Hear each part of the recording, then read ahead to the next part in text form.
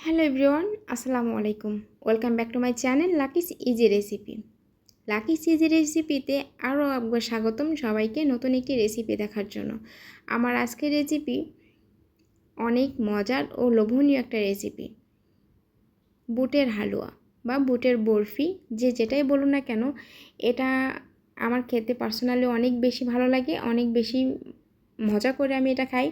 আর এটা বানিয়ে যেহেতু বেশ কয়েকদিন সংরক্ষণ করা যায়, তাই এটা বানিয়ে ফ্রিজে বা নর্মাল বাইরেও রেখে 2-3 দিন খেতে পারবেন। আর ফ্রিজে রেখে 1 সপ্তাহ থেকে 10 দিন মতন খেতে পারবেন অনায়াসে। আর এটা বানিয়ে নেওয়া যায় খুব সহজেই।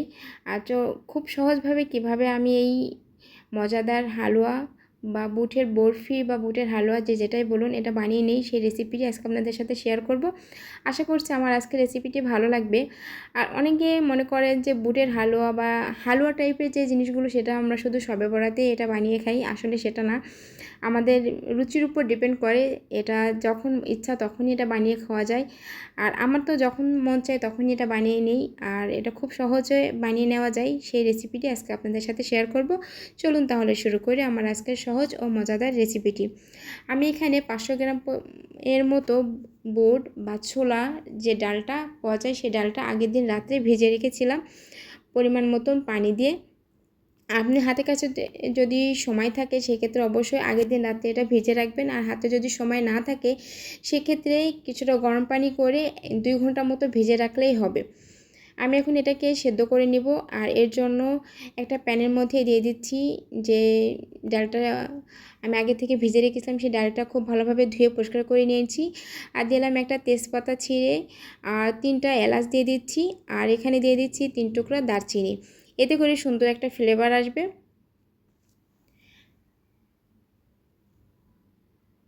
এখানে আমি সেদ্ধ করার জন্য 3 কাপ পরিমাণ পানি দিয়ে দিলাম।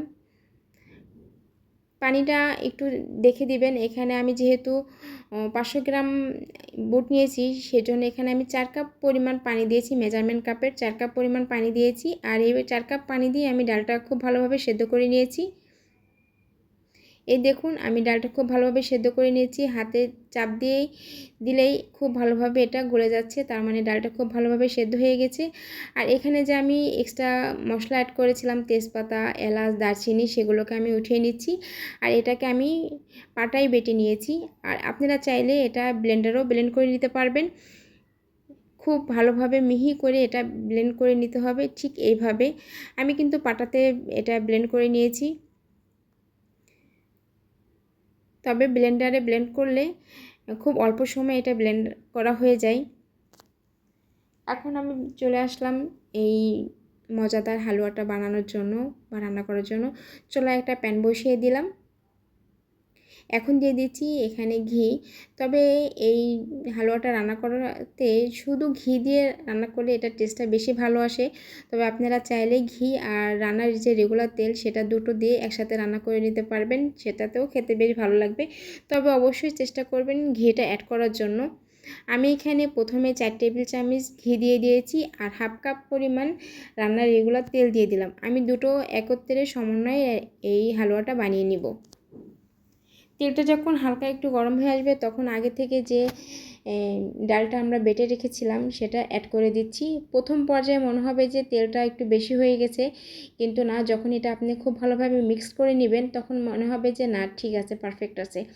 প্রথম পর্যায়ে একটু বেশি মনে হবে, তবে এটা অনবরত নেড়ে চেড়ে খুব ভালোভাবে মিশিয়ে নিতে হবে। তখন দেখবেন যে এটা খুব সুন্দরভাবে মিশে গিয়েছে, আর এটা তেলটাও এক্সট্রা মনে হচ্ছে না।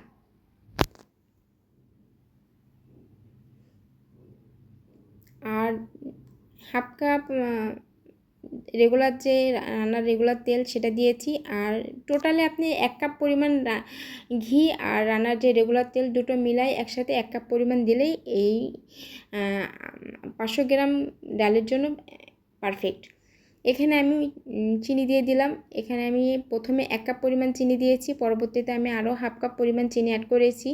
তবে চিনির পরিমাণটা আপনারা আপনার টেস্ট অনুযায়ী বাড়িয়ে কমিয়ে নিতে পারবেন। তবে অনেকে মিষ্টি খাবারে চিনিটা একটু কম খায়, চিনিটা একটু বেশি খায়, এটা যার যার টেস্ট অনুযায়ী বাড়িয়ে কমিয়ে নিতে পারবেন।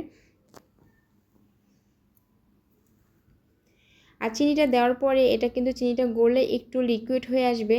এটা নাড়তে নাড়তে এক পর্যায়ে এটা সে পানিটাও শুকিয়ে যাবে। তবে হালুয়াটা রান্না করতে একটু সময় সাপেক্ষ, কারণ এটা একটু ধৈর্য নিয়ে বানাতে হয়। এটা খেতে যেহেতু অনেক মজা, কষ্ট তো তার জন্য একটু করতেই হয়। এখানে আমি সামান্য পরিমাণ লবণ দিয়ে দিলাম। আমার কাছে মনে হয় মিষ্টি খাবারে সামান্য একটু লবণ দিলে মিষ্টির ব্যালেন্সটা খুব ভালো থাকে, ভালো আসে। তবে কেউ যদি মিষ্টি খাবারে লবণটা পছন্দ না করেন সেক্ষেত্রে লবণটা স্কিপ করতে পারেন, তবে আমার কাছে ভালো লাগে এই জন্য আমি লবণটা দিয়ে দিলাম। এখন দিয়ে দেব আমি গুঁড়া দুধ। এখানে আমি প্রথমে 1 কাপ পরিমাণ গুঁড়া দুধ দিয়ে খুব ভালোভাবে মিশিয়ে নিচ্ছি। তবে আপনারা কেউ চাইলে গুঁড়া দুধের পরিবর্তে লিকুইড দুধটাও দিতে পারেন। সেক্ষেত্রে দুধটা জাল করে ঘন করে নিয়ে তারপর এখানে অ্যাড করে দিবেন। যেহেতু এটা ডালটা আমরা হালুয়া বানাবো, এই যে লিকুইড হয়ে গেলে সেটা আমাদের মানে শুকিয়ে নিতে টাইম লাগে। এই জন্য ডালের মধ্যে যখন আপনি লিকুইড দুধটা দিবেন, দুধটাকে জাল করে ঘন করে নিয়ে তারপর এখানে অ্যাড করবেন। আমি এখানে সামান্য পরিমাণ একটু ফুড কালার অ্যাড করে দিচ্ছি, জাস্ট একটু কালারের জন্য। তবে কেউ যদি পছন্দ না করেন তাহলে এটা স্কিপ করতে পারেন। তবে এটা কিন্তু স্বাদের কোনো হেরফের হবে না, এটার জন্য স্বাদ বাড়বেও না, স্বাদ কমবেও না, জাস্ট একটু দেখতে সুন্দর লাগবে এই জন্য আমি একটু কালার ইউজ করেছি। তবে হাতের কাছে না থাকলে এটা না দিলেও হবে। আমি এই ফুড কালারটার সাথে সামান্য পরিমাণ পানি দিয়ে আমি খুব ভালোভাবে এটা একটু দিয়ে এটা সব কিছু একত্রে ভালোভাবে মিশিয়ে নিচ্ছি। আর কেউ যদি মনে করেন যে যখন ডালটা সেদ্ধ করবেন সেই পর্যায়েও কিন্তু দুধটা পানির পরিবর্তনে দুধটা দিয়েও ডালটা সেদ্ধ করে নিতে পারবেন। আর এখন এখানে আমি কিছু ড্রাই ফ্রুট অ্যাড করলাম। এখানে কিশমিশ, বাদাম, আমি এখানে কাজু বাদাম আর চীনা বাদাম দুইটা ইউজ করেছি, আর দিয়ে দিয়েছি কিছু কিশমিশ। আর বাদামগুলোকে আমি আগে থেকে একটু ভেজে নিয়েছি, এতে করে বাদামটা দাঁতের নিচে পড়লে খেতে ভালো লাগবে। তবে যদি আপনি কাঁচা বাদামটা দেন সেক্ষেত্রে অনেকের কাছে এটা ভালো লাগে না, তাই বাদামটা শুকনো তাওয়ায় একটু ভেজে নিলে এটা খেতে অনেক বেশি ভালো লাগে। আমি কিছুক্ষণ পরপর দেখছি যে আমার হালুয়াটা কতদূর মানে কেমন হলো কি না, কারণ এটা নাড়তে নাড়তে অনেকটা হাত ব্যথা হয়ে যায়। হালুয়াটা যখন বানানো হয় তখন হাতের অবস্থা অনেক খারাপ হয়ে যায়, কিন্তু এটা বানানোর পর এটা খেতে যে টেস্ট, তখন আর এই হাত ব্যথার কথা মনে থাকে না। এটা খেতে অনেক ভালো লাগে। আমার হালুয়াটা রান্না হয়ে গেছে। যখন দেখবেন যে প্যান থেকে হালুয়াটা উঠে আসছে তখন মনে করবেন যে হালুয়াটা বানানো করা হয়ে গেছে। আমি এখন এটা একটা পাত্রে সেট করার জন্য উঠিয়ে নিব। আমি যে পাত্রে এটা উঠিয়ে নিব সেটাতে আগে প্রথমে ঘি লাগিয়ে নিলাম। আর আমি এখানে কিছু ডিজাইন করে নিব। ডিজাইন করে নেওয়ার জন্য এখানে দুইটা ডিজাইনের যে সাজ কিনতে পাওয়া যায় সেটা নিয়ে নিয়েছি। আমি কিছু ডিজাইন করব আর কিছু বরফি আকারে কেটে নিব। তবে আপনারা চাইলে শুধু বরফি আকারেও কেটে নিতে পারবেন। তবে দেখার সৌন্দর্যের জন্য আমি এটাকে কিছু বরফি আকারে কেটে নিব আর কিছু ডিজাইন করে নিব। যেটা বরফি আকারে কেটে নিব সেটাকে আমি প্রথমে সেট করে নিচ্ছি। আর যে পাত্রে আপনি এটা বরফির জন্য সেট করবেন সে পাত্রে অবশ্যই কিছুটা ঘি লাগিয়ে নেবেন, এতে করে পরবর্তীতে যখন আপনি বরফিটা উঠাবেন তখন নিচে থেকে আর লেগে যাবে না, খুব সুন্দরভাবে এটা উঠে আসবে। আর আমি যে ডিজাইনটা করে নিব সেটাতেও কিছুটা ঘি লাগিয়ে নিয়েছি, দেখতে পাচ্ছেন। এখন আমি কিছুটা যখন হাতে সহ্য হবে, একটু নর্মাল হয়ে আসবে, একদম অতিরিক্ত গরম থাকা অবস্থায় এটা করতে গেলে তখন হাতটা আবার পুড়ে যাবে। যখন একটু নর্মাল হয়ে আসবে তখন হাতের সাহায্যে একটু নিয়ে হাতের তালুতে একটু ঘুরিয়ে ঘুরিয়ে মিষ্টির মতন করে একটু ঘুরিয়ে নিয়ে তারপরে সেই ডিজাইনের উপর আপনি যে কোনো ডিজাইন করে নিতে পারবেন। আপনার পছন্দ মতন যে কোনো ডিজাইন আপনি হাতের কাছে যেটা থাকে সেটা দিয়ে ডিজাইন করে নিতে পারবেন, নতুবা আপনি সবগুলো বরফি আকারে কেটে নিতে পারবেন। বরফি আকারে, স্কোয়ার আকারে কেটে নেওয়া যায়। এই তো আমি হাতের সাহায্যে একটু ঘুরিয়ে নিলাম, ঘুরিয়ে নিয়ে পরবর্তীতে দুটো ডিজাইন একই সাইডে দিয়ে আমি চাপ দিয়ে হালকা একটু প্রেস করলে এই ডিজাইনটা হয়ে যায়, আর দেখতেও কিন্তু অনেক সুন্দর লাগে। আর এখানে যেহেতু ডিজাইনটার উপরে আমি একটু ঘি লাগিয়ে নিয়েছি এই জন্য এই সাজটা আর কোনো রকম লেগে যাবে না, খুব সুন্দরভাবে উঠে আসবে। দেখুন দুটো পাশে খুব সুন্দরভাবে ডিজাইন হয়ে গেছে, আর দেখতেও কিন্তু অনেক সুন্দর লাগছে মাশাআল্লাহ। আর দেখতে যতটা সুন্দর ছিল আলহামদুলিল্লাহ খেতেও অনেক মজা ছিল। আমার তো এটা যখনই এখন যে ভয়েস দিচ্ছে আমি ভিডিওটা এখন দেখে আমার আবার খেতে ইচ্ছা হচ্ছে।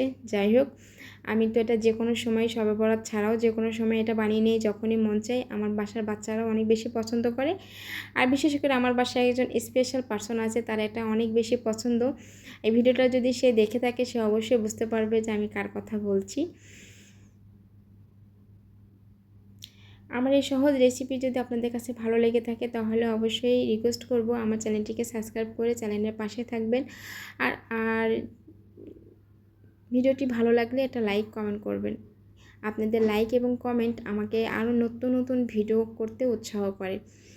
আর রেসিপি ভালো লাগলে অবশ্যই একটা লাইক দিয়ে যাবেন, আর চ্যানেলটি সাবস্ক্রাইব করে পাশে থাকা বেল বাটনটি বাজিয়ে রাখবেন। আমি যখনই কোনো নতুন ভিডিও আপলোড করব সেটা নোটিফিকেশন পেয়ে যাবেন সবার আগে। সবাই খুব ভালো থাকুন, সুস্থ থাকুন। আমি চলে আসবো নতুন কোনো রেসিপি নিয়ে। সে পর্যন্ত আল্লাহ হাফেজ, আসসালামু আলাইকুম।